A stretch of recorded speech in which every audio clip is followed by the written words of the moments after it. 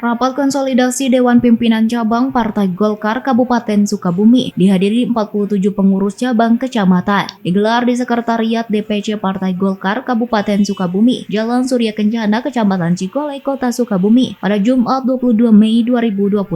Dalam kesempatan tersebut, awak media tidak diperbolehkan meliput kegiatan yang dihadiri pengurus Dewan Pimpinan Daerah Partai Golkar Jawa Barat. Membahas pemberhentian Marwan Hamami selaku Ketua DPC Partai Golkar Kabupaten Sukabumi. Sementara untuk PLT saat ini dijabat oleh Dede Nasihin dari DPD Partai Golkar Jawa Barat. Adapun pemberhentian Marwan Hamami dari Ketua DPC Partai Golkar Kabupaten Sukabumi merujuk pada keputusan Dewan Etik DPP Partai Golkar tertanggal 10 April 2025.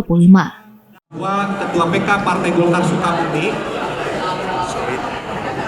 menerima dan solid dengan keputusan Partai Jawa Barat, DPP dan Partai Golkar Jawa Barat dengan adanya PLT di Kabupaten Sukabumi. Jadi semuanya udah clear ya. Dalam kegiatan konsolidasi tersebut, pihak penyelenggara tidak menjelaskan secara detail tentang kode etik yang ditujukan kepada Marwan Hamami.